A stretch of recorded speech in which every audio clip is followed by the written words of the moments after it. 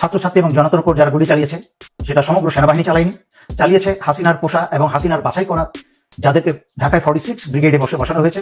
তার মাঝখানে একজন হচ্ছে অত্যন্ত জঘন্য চরিত্রের ব্রিগেডিয়ার জেনারেল ইমরান। গুলিগুলা ছুড়েছে হচ্ছে এই 46 ব্রিগেডের কিছু কুসেনা, চরিত্রহীন কিছু কুসেনা। দেখেন ভাই, যে কোনো বাহিনী হোক না কেন, তার মাঝে যে 100% সদস্য সলিড হবে এরকম কোন সংগঠন হতেই পারে না। তবে বলতে পারেন এমন কিছু বাহিনী আছে তারা ম্যাক্সিমাম টাইমেই মানুষের কল্যাণে কাজ করে, আর তাদের ভিতরে সেনাবাহিনী নিঃসন্দেহে থাকতে পারে, আর তাদের ম্যাক্সিমাম সদস্যই সব সময় জনগণের কল্যাণে নিয়োজিত থাকে। তবে তাদের কোন সদস্য যদি অমানবিক কাজ করে, সেইটা যত বড় মাত্রার অফিসারই হোক না কেন, তারা তাদের যতটা সম্ভব কঠোর জবাব দেওয়ার চেষ্টা করবে। আর যারা সেনাবাহিনীকে নিয়ে সমালোচনা করতেছে তাদেরকে বলি, আপনারা সব সেনাবাহিনীকে নিয়ে সমালোচনা না কইরা মেজর দেলোয়ারের ভাষ্যমতে সেনাবাহিনী নামক যত কুলঙ্গার আছে ওইগুলারে চিনে রাখুন আর সুযোগ পাইলে বাস ভরুন।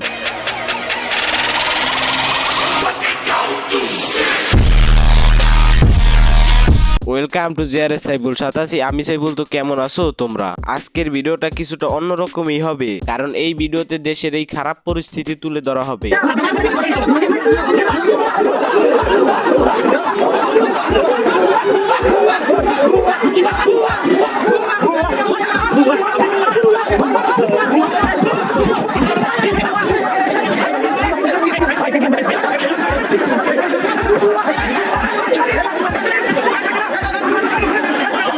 আসলে এরে চিনতে পারছেন নাকি? আসলে এ হইল সে কোটা আন্দোলনের সময় গা ঢাকা দিয়েছিল যে। এরে ছাড়াও তৈসিফ মাহমুদ, তহিদ আফ্রিদি, ফারাজ করিম চৌধুরী এদের সহ আমাদের আরো অনেক আইডল গা ঢাকা দিয়েছিল। যেই না পাবলিক ওদেরকে গাইবি জানাজার দিতে গেল, সেই ওরা একে একে কই থেকে যেন বের হয়ে আসলো। শিক্ষার্থীরা একটা কাজের মতো কাজ করছে। আসলে যখন কোটা আন্দোলনের শুরুর দিকে শিক্ষার্থীদের খারাপ সময় ছিল, তখন তাদেরকে পাশে পায় নাই। যেই না পরিস্থিতি ভালোর দিকে ফিরে এলো, সেই আমাদের আইডল গুলো শিক্ষার্থীদের সাথে যোগ দিল। আর ছাত্ররাও এত বোকা না যে ওদের এত সহজে সিম্পাতি কামাইতে দিবে। এই শেষ সময়ে শিক্ষার্থীদের সমর্থন করা যে তাদের সিম্পাতি ছিল, সেইটা শিক্ষার্থীরা খুব ভালোভাবেই বুঝতে পারে। তাই তো রাফসানকে আন্দোলন থেকে বের করে দেয় গার ধরে।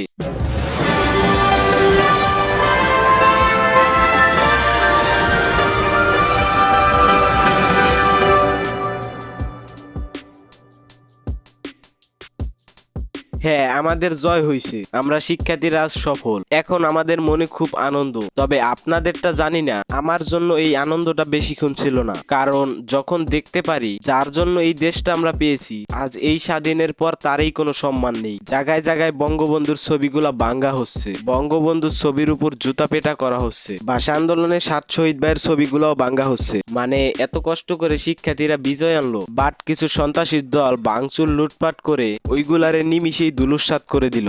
আপনাদের কাছে আমার প্রশ্ন, দেশের এই পরিস্থিতির জন্য বঙ্গবন্ধুর কি কোনো দোষ আছে? আর ওই 7 শহীদেরই বা কি দোষ ছিল? যাই হোক, সবাই ভালো থাকবেন আর এই দিনটাকে সবাই মনে রাখবে। আমার ভিডিওর ভয়েস ওভার করার জন্য অনেক প্রবলেম ফেস করতে হয়, তাই আমার যে কোনো ভিডিও দিতে অনেকটাই দেরি হয়। তাই এই ভিডিওটা এখানেই শেষ করি। আল্লাহ হাফেজ, বাই বাই।